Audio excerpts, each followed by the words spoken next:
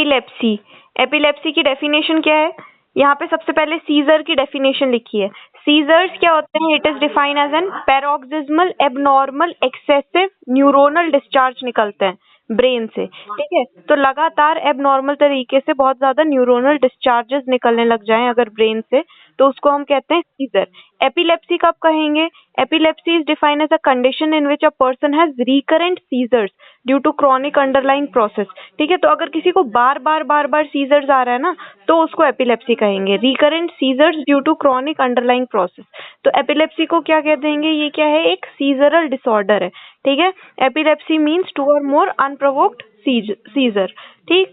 फिर उसके बाद लिखा है it is most common neurological disorder, है ना। 0.5 से 2% ऑफ पॉपुलेशन अफेक्ट होता है, अकर एट एनी एज, कभी भी हो सकता है, ठीक है। उसके बाद फिर यहाँ पे इंटरनेशनल क्लासिफिकेशन ऑफ एपिलेप्सी की टेबल दी हुई है। तो क्लासिफिकेशन ऑफ एपिलेप्सी में क्या हुआ है? मेजरली ये 3 टाइप का है। फोकल सीजर होता है एक, फोकल, ठीक है। एक होता है फोकल सीजर और दूसरा है जनरलाइज्ड सीजर, ठीक है। Generalized seizure, primary generalize seizure, और लास्ट है अपना मे बी फोकल और जनरलाइज्ड और अनक्लियर, मतलब मिक्स टाइप हो गया, ठीक है। तो 3 टाइप हो गए, focal seizure, primary generalize seizure और फोकल और जनरलाइज्ड और अनक्लियर, ठीक है। अब जो फोकल सीजर है, अरे इसमें जो फोकल सीजर है वो फर्दर क्लासिफाइड है ना, वो फर्दर क्लासिफाइड है अपना सिंपल फोकल सीजर और हाँ, सिंपल फोकल सीजर जहाँ पे कॉन्शियसनेस रहता है ना, उस इंसान को पता होगा कि वो क्या कर रहा है, ठीक है। तो सिंपल फोकल सीजर। दूसरा है कॉम्प्लेक्स सीजर जहाँ पे कॉन्शियसनेस खत्म हो गई, लॉस्ट हो गई, ठीक है। और एक है focal seizure with secondary generalization, मतलब फोकल सीजर भी है और साथ में उसको टोनिक क्लोनिक स्पाज्म भी आ रहा है, ठीक। अब है simple focal scissor consciousness preserved. उसमें क्या लिखा है कि क्या क्या चीजें आ सकती हैं कॉन्शियसनेस के साथ, क्या क्या, जैसे मोटर साइंस देखने को मिल सकते हैं, सेंसरी साइंस हो सकते हैं, विजुअल सिम्टम्स देखने को मिल सकते हैं उस पेशेंट में, ठीक है। साइकोमोटर साइंस एंड सिम्टम्स देखने को मिल सकते हैं। उसके बाद कॉम्प्लेक्स सीजर जो है वो 2 टाइप में डिवाइडेड है, जहाँ पे टेम्पोरल लोब इन्वॉल्व हो सकते हैं, फ्रंटल लोब इन्वॉल्व हो सकता है, ठीक। फिर एक है focal seizure with secondary generalization में टोनिक क्लोनिक स्पैज्म है।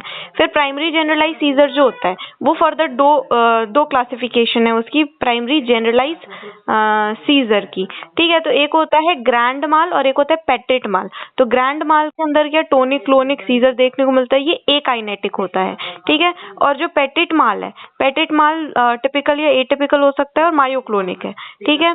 फिर उसके बाद लास्ट जो टाइप है उसको हम एपिलेप्टिक स्पैज्म कहेंगे। तो ये इंटरनेशनल क्लासिफिकेशन ऑफ एपिलेप्सी में ये सारी चीजें लिखनी है।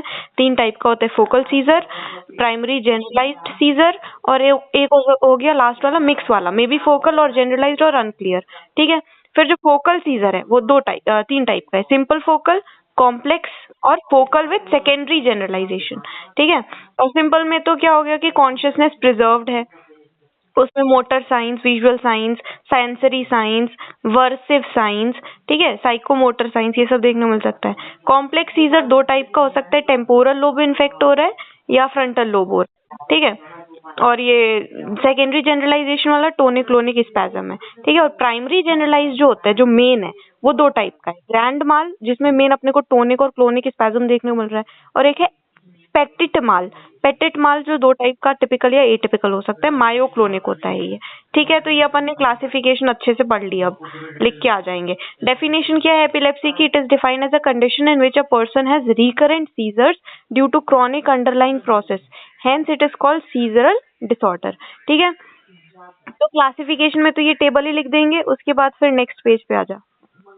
पैथोफिजियोलॉजी। पैथोफिजियोलॉजी में क्या लिखेंगे कि नॉर्मली पहले लाइन लिखनी पड़ेगी कि नॉर्मली जो न्यूरॉन का डिस्चार्ज होता है वो तो कैसे होता है, सिंक्रोनस होता है ना, एक प्रॉपर वे में होता है, सिंक्रोनसली होता है, under the influence of both inhibitory and excitatory system. तो इनहिबिटरी सिस्टम भी बैलेंस है, एक्साइटेटरी भी बैलेंस है, पर इम्बैलेंस अगर हो गया इनहिबिटरी और एक्साइटेटरी न्यूरॉन्स में, तो उसकी वजह से क्या होगा, एपिलेप्सी देखने को मिलेगी। तो कब कब हो सकता है? या तो जो अपना इनहिबिटरी न्यूरॉन है, जो अपना ये गाबा है, ठीक है, गामा अमाइनो ब्यूटरिक एसिड, ये बहुत ज्यादा बढ़ जाए या ज्यादा कम हो जाए, कुछ भी, ठीक है। तो इसकी वजह से क्या हो जाएगा, हमें एपिलेप्सी देखने को मिलेगी। तो ये कब कब होता है कि ये जो गाबा है वो क्यों नहीं काम कर पा रहा ढंग से। तो यहाँ पे चीज लिखी हुई है, ड्रग्स अगर कुछ वो उस तरीके से यूज कर रहे हैं जो कि गाबा को ही ब्लॉक कर दे, है ना। तो इनहिबिटरी वाले को अगर ब्लॉक कर देंगे तो बहुत ज्यादा न्यूरॉन निकलने लग जाएंगे, न्यूरोनल डिस्चार्जेस होंगे, ठीक है। तो ये सारी चीजें यहाँ पे लिखनी है, या तो इनहिबिटरी ब्लॉक हो गई या फिर एक्साइटेटरी वाली जो अपनी न्यूरोट्रांसमीटर है, जैसे ये एसिटाइल कोलिन हो गई, अमाइनो एसिड ग्लूटामेट हो गया, एस्पार्टेट हो गया, अगर ये भी बहुत ज्यादा हो गया, एक्साइटेटरी बहुत ही ज्यादा हो गया, है ना, तो भी दिक्कत है, तो भी अपने को हाँ, ये तीनों excitatory, acetyl choline, amino acid glutamate और एस्पार्टेट, ये तीनों excitatory, acetyl choline, glutamate, aspartate, ठीक है। तो ये अगर बढ़ जाए तो भी दिक्कत है, तो इसकी वजह से हमें देखने को मिलता है एपिलेप्सी, ठीक है। यहाँ पे फिर एक नीचे से चीज लिखी हुई है कि यहाँ पे ये जो ईईजी है, ठीक है, तो normally EEG records alpha alpha waves, ठीक है। नॉर्मली तो अल्फा वेव्स रिकॉर्ड करती है, पर ऊपर क्या लिखा है कि इट में display low voltage fast activity या हाई वोल्टेज स्पाइक्स देखने को मिल सकते हैं, स्पाइक एंड वेव डिस्चार्जेस, ठीक है। तो यहाँ पे during the seizure the EEG में डिस्प्ले स्पाइक और वेव डिस्चार्जेस, बस ये लिखना है अपने को पैथोलॉजी में। उसके बाद हम लिखेंगे फोकल सीजर के बारे में थोड़ी सी चीजें। तो फोकल सीजर हमने पढ़ा था, फोकल सीजर जो है वो 3 टाइप का था, सिंपल वाला था, है ना, क्या क्या था, सिंपल था, कॉम्प्लेक्स था,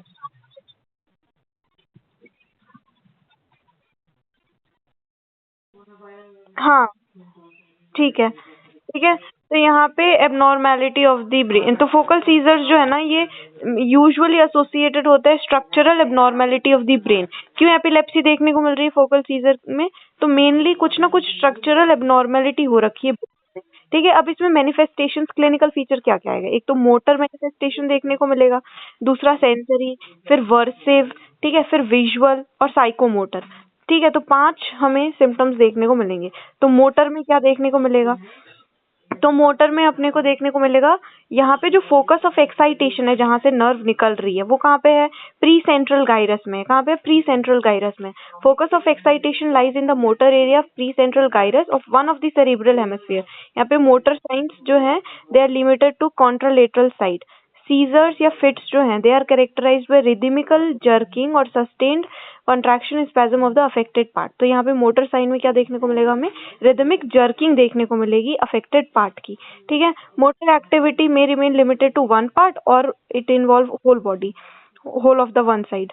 Some attack begin in one part, mouth थम ग्रेट टो से स्टार्ट हो रहा है अटैक और ग्रेजुअली स्प्रेड कर रहा है, तो इसको हम क्या कहेंगे, Jacksonian epilepsy, named after Jackson, ठीक है। अटैक का जो ड्यूरेशन है फ्यू सेकेंड सेवरल आवर्स तक वेरी कर सकता है, जितना अच्छा अगर ज्यादा प्रोलॉन्ग अटैक आ जाएगा तो क्या, इट मे लीव पैरालिसिस थोड़े टाइम के लिए, ठीक है, सेवरल आवर्स तक के लिए। फिर इसको हम क्या कहेंगे, जब अटैक के बाद अगर ऐसा पैरालिसिस जैसा सिम्टम हो तो उसको हम कहते हैं टोड्स पैरालिसिस, ठीक। ये वाली चीज हमें बस इसमें मोटर के अंदर लिखनी है, ठीक है। यहाँ पे फोकस ऑफ एक्साइटेशन जो है वो मोटर एरिया में है, प्री सेंट्रल गायरस में है, ठीक है, one of the cerebral hemisphere में है। यहाँ पे मोटर साइंस जो है वो कॉन्ट्रालेटरल साइड में देखने को मिलेगा, ठीक है। यहाँ पे मेन सिम्टम क्या है, it is characterized by rhythmical jerking देखने को मिलती है हमें, है ना, अफेक्टेड पार्ट की। उसके बाद फिर यहाँ पे एक चीज लिखी हुई है कि ये जो अटैक्स है कहाँ से स्टार्ट हो रहे हैं, वन पार्ट से स्टार्ट हो सकते हैं और एंटायर बॉडी को इन्वॉल्व कर सकते हैं, जिसको हम कहते हैं जैक्सोनियन एपिलेप्सी, ठीक है। और इसके बाद अगर पैरालिसिस हो गया तो हम उसको टोड्स पैरालिसिस कहेंगे, ठीक। उसके बाद फिर नेक्स्ट में क्या लिखा है कि सीजर में continue for hours hours hours, ठीक है। तो लंबे टाइम तक भी अगर कभी कभी चलने लग जाते हैं तो उसको हम कहते हैं एपिलेप्सी पार्शियलिस कंटिन्यूआ, है ना, कंटिन्यू हो जा रहा है। ये अपना फर्स्ट सिम्टम हुआ, मोटर सिम्टम। नेक्स्ट है सेंसरी सिम्टम, क्या देखने को मिलेगा, तो सेंसरी सिम्टम देखने के लिए अपने को क्या देखने को मिलता है, यहाँ पे टिंगलिंग सेंसेशन देखने को मिलता है, ठीक है, टिंगलिंग सेंसेशन देखने को मिलता है। हम इस चीज को क्या कहेंगे, सेंसरी जैक्सोनियन सीजर्स, ठीक है। यहाँ पे फोकस ऑफ एक्साइटेशन कहाँ पे देखने को मिलेगा, in the sensory cortex post central gyrus में, ठीक है। उसके बाद next symptom motor,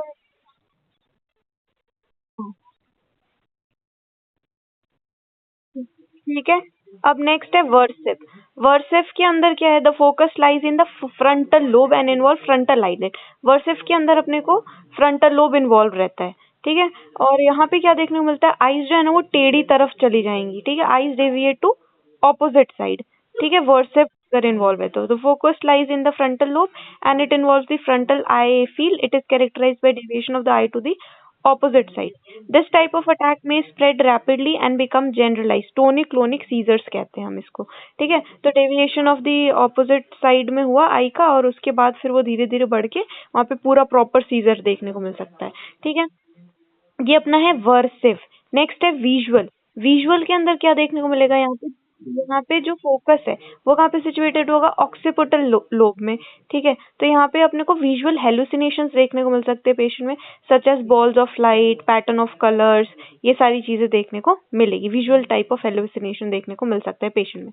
next last symptom जो है वो है साइकोमोटर या टेम्पोरल वाला जो सिम्टम है ना। तो यहाँ पे फोकस कहाँ होगा, site of focus is medial temporal lobe में। तो यहाँ पे अगर टेम्पोरल लोब से फोकस जब निकलता है ना, सेंसरी ये जो भी न्यूरोनल डिस्चार्जेस निकलेंगे, तो उसकी वजह से पेशेंट का मूड, मेमोरी और परसेप्शन वो डिफेक्टिव होगा, ठीक है। तो it will cause alteration of psychic phenomena such as mood, memory and perception. Okay, तो ये वाली चीजें हैं। और एक और चीज लिखी हुई है यहाँ पे, एक अनड्यू फेमिलियरिटी रहेगी, डेजा वू फेनोमेना। हाँ, ओके।